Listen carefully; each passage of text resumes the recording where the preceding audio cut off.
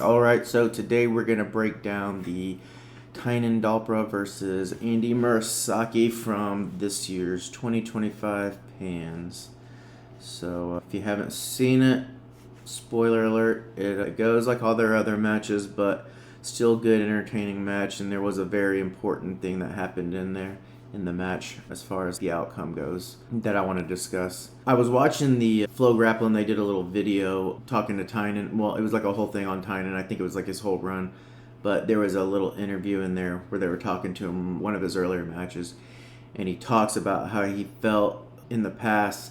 He used to be so tired because his game was to push the pace and every fight was a war. And now he's saying he's doing exactly what I'm talking about all the time. He was talking about slowing the match down and getting into good tight spots, taking the space away. I think that was the actual phrase he used, something along those lines. Just exactly like what I'm preaching all the time. At the highest level, there's going to be moments with explosions and a little bit of fast speed, but overall at the highest level, the best guys in the world are not doing a high speed, high cardio game the whole time. It's pretty much impossible. 10 minutes at 100% all-out sprint, it just doesn't make sense. 3 minutes, maybe, yeah. That's why a big way that wrestling is different. They do like 3-minute rounds, so they can sprint a lot more. They can sprint for a full 3 minutes, and there's less time for the slower paced guy to make up any deficit that they might have started with. So jiu-jitsu is way different. 10-minute rounds, especially with the gi to slow it down, doesn't make sense to implement that game. And as I talked about in the last video, someone like Roberto Jimenez, that's his game. He tries to do that, and he's one of the best in the world at it right now. But not saying anything bad, I just don't think it's the best way. He's not really winning like the top of the top, cream of the crop type stuff. And it's even worse for him when it comes to no-gi because he seems to get leg locked a lot. And I think when you take away some of these extra rules that they give in gi jiu-jitsu, like you can't do heel hooks and reaping and stuff like that, it can be exploited a little bit by someone like a Roberto, not just someone like Roberto Jimenez, but a lot, like it can just be exploited. That's also one of my personal thoughts is like the gi's dying. It's getting super boring. All these matches with the 50-50 guard, 50-50 lapel. That's like the worst thing I've ever seen when it comes to gi jiu-jitsu. I hate any match with that. Anyone that plays that type of game, I hate their jiu-jitsu. I don't like it at all.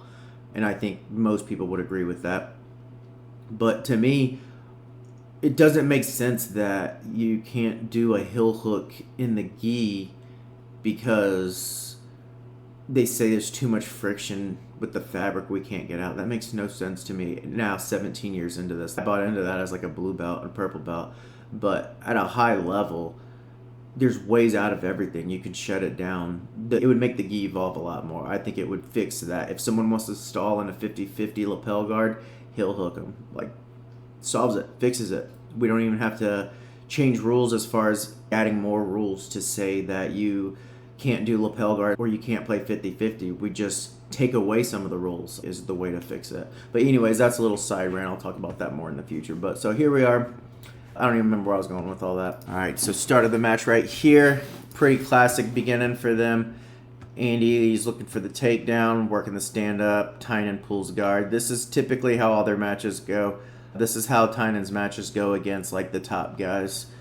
He might work more takedowns or more stand-up with someone that he has no fear of, know that he's just levels above, but when he's going against the top guys in his division, it's usually a guard pull. So Tainan playing De La Riva on his right leg is the hook, which is going to be Andy's left leg. That's something you see at the higher level. They don't typically play the De La Riva on the common side. They want to put people in the worst side. What's typically people's worst side because everyone right-handed play De La Riva with the left side. That's just how it goes. Murasaki keeping a really good base, butt down, keeping pressure on this grip right here. I do that a lot too. I usually try to step over it as soon as I get it down. I'm sure he's keeping some pressure on this leg on this side. Can't see it right now. Tainan pulling him in, again, like I was talking about in the beginning, keeping the match slow. Andy breaks a grip. It starts to get moving. They're moving pretty fast right here, but Tainan started to invert here, and then it looks like Andy pulls out of that, just doesn't want to deal with it. Yeah. All right, so I've slowed the speed down to 0.75 so I can try to analyze this a little bit better.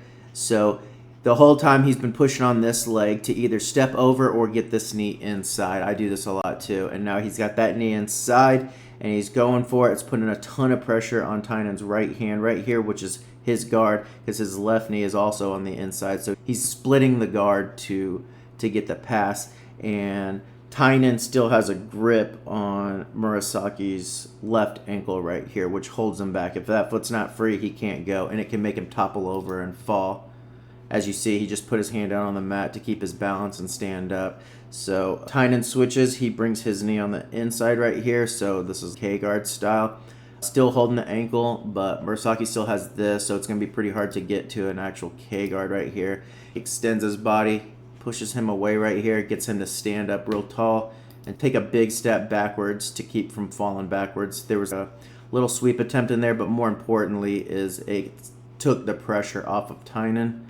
It would have been better for Tainan if Andy let go of these grips to stay standing, but he stayed disciplined. He stayed strict with his game plan, held on to the grip right here, and just used his good base, good balance, good mobility to step back, keeping that grip. Tainan's extending him away. He was still trying to knock him over right there, or at the very least, get him to let go of this grip so he could post a hand on the mat right here. And then Tainan just inverts again and goes right to this, like a single leg X position, which is one of his best guards, his best position, but it's not like quite set up because he's controlling this leg right here. So it's like a single leg X right here. He's opening up his single leg X. Tainan's super comfortable here, one of his best spots. Tainan inverting right here, setting up a waiter style sweep. I like those. I love the waiter position. So keeping him off balance right here. He's trying to pull this knee up because the farther his arm right here is extended out, the weaker he is. He wants to get Murasaki's leg up here on his shoulder so that he can be stronger, bringing his arm closer to himself. He's making a grip on his own pants right here just to keep a connection, like close that circuit so it's harder for him to try to step out in a way.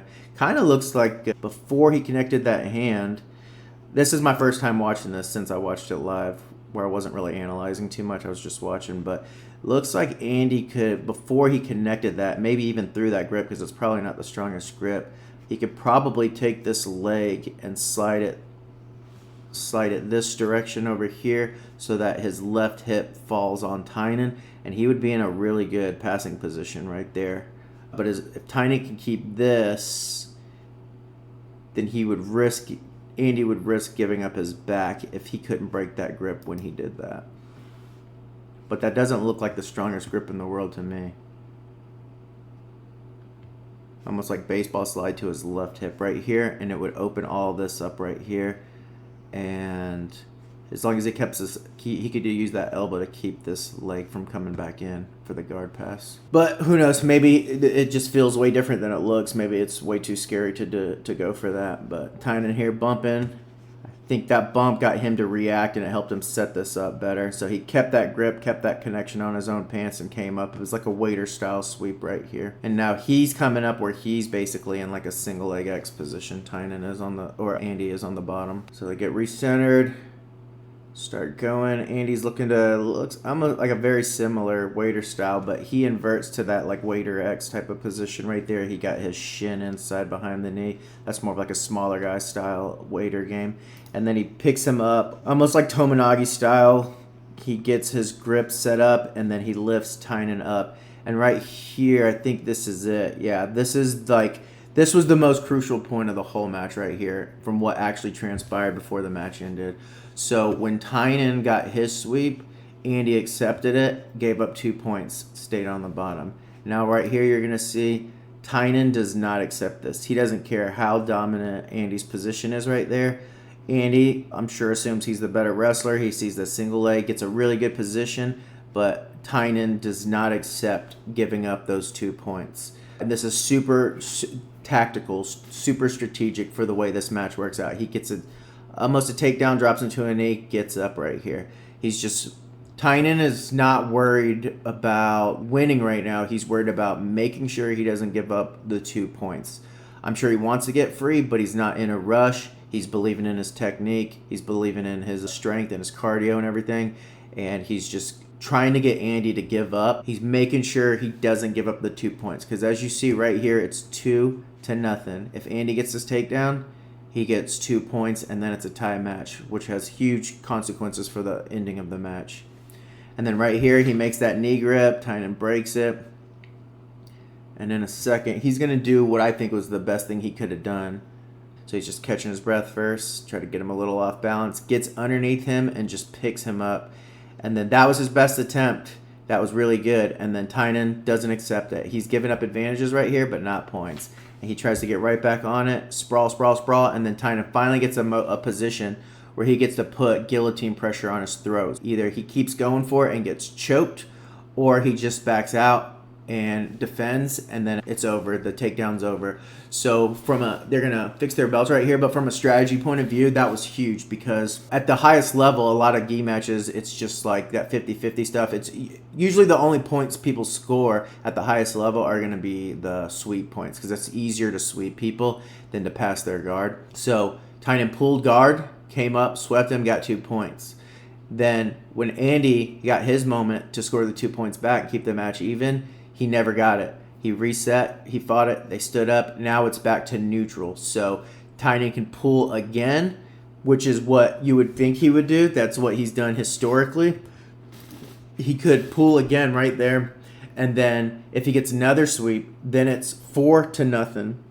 So at that point, a sweep from Andy will never win until something changes like before where they disengage and get another restart. So strategically, that was the huge difference right there. And then historically, Tainan's not a big wrestler. He's been doing it more in his no-gi matches, and he's talking about it. I heard Sean Williams talking about Tainan's wrestling. But right here, I think he completely caught Murasaki off guard. This is what he always does. Like, strategically, the old strategy, it makes sense. He's got those 2 points, pull guard again and get another sweep, 4-0. Can't lose by getting swept back. So I'm sure Andy's just assuming he's about to pull guard again, get ready, and then he throws him to the side and dives in on that single leg right here. And then Andy realizes like, oh shit, let me start wrestling right now. I'm in a bad spot. And Tainan does something that's also very different. Instead of running the pipe or taking him down like a typical single leg, he dropped to a knee and spun him around backwards and sat him down. So now he's up 4-0 and he's on top. And I think that was great strategy right there, great tactics. He even started this match pulling guard, so of course, I'm sure Andy expected a guard pull right there. And now Tainan, one of the best guard passers in all of jiu-jitsu, especially gi jiu-jitsu. He's on top and he's up 4-0. And you see, Murasaki has 2 advantages from those almost takedowns, but a million advantages to 1 point. 1 point wins. All right, so back to normal speed here. Tainan's on top. This is what I was talking about before I started the analysis, is Tainan talking about slowing it down. Like, he just wrestled. He's not a great wrestler, and he just spent some energy. So now he's collecting it back in a nice safe spot right here. Notice he's got his left knee in, his left forearm's in there. He's on top of this leg. He's in a really safe position. His grips are on the belt. You can't really get a stronger grip than a belt grip because you can completely close that grip all the way around the belt. He's starting to put pressure or changing the direction over here, turning like he wants to turn Andy's hips over to Andy's left side to pass towards his back over here. That seems pretty fast for a penalty. He's only been on top for like 10-15 seconds, but so now this is what I love to do against someone good. He's got his strong grips and he's just keeping the pressure on. He's not letting him fully break. When you take your weight off your opponent, they're not really, you're both resting. When you lean on them, make them hold your weight, then you're resting and they're working, at least to a certain extent. Tries a little bit of a big movement there, trying to clear something with Andy's left leg over there. Strong tripod stance, butt straight up in the air, legs straight, coming down. Using that like old spider type pass into the leg drag. Andy defends it. So he's starting to set up this hug and De La Hiva below the knee with a lapel grip right here. That underhook De La Hiva. Tainan breaks it. Not really letting him get it set up right here. Keeping pressure on him with this left knee. Andy's hips are up in the air too. So Tainan never really let him get his grip set up that he wanted on that leg. So he was free. He put some pressure on there, but Andy's got a good guard. Big explosion right there. Expose the back right here. Andy's just too good for this. This is like kind of an older move nowadays. Tainan's known for this style too. So most of the time when people try to Granby right here, they wouldn't keep that grip, and Tainan's just free to dive on the back right there. But Andy keeps that grip and he's able to recover, keeping that going. Tainan jumps right into some splitting the legs type of passing right there. Looks like he's coming under here to get into like a stack pass. He's in between like an over-under to a stack pass on the other side. I like to do that a lot too. Now he's more committed to the stack pass coming around to his left side. Tainan's left side. Now he's more in the center. Straight up stack pass. Hips super high in the air. So hips super high in the air and trying to bring his head down to the side over here to use his head, his neck to push, to get right here in this little gap and use his head to put his hips back. Yeah, right there. But Andy, so again, this is high level jiu-jitsu, but that's also not brand new. It's been around for a little while, super good, but he just exploded right then. Right when he got his head in, he did a big back roll, big explosion, and got to his feet. And Tainan had to respect it and let him up and just get his grips right here. So now 4-0, back standing in neutral position. So now Tainan has the option again, takedown for 2 points, or he can get to his guard without giving up 2 points. And then again, he'll probably be able to get to, he pulls the guard, he'll be able to get to a sweep more than likely. But close guard, 2 minutes left, he's up by 4. Probably going to see more stalling right here. Not too much action. So this could easily be a call for stalling for Tainan. He's overhooking, pulling on the lapel with a closed guard high.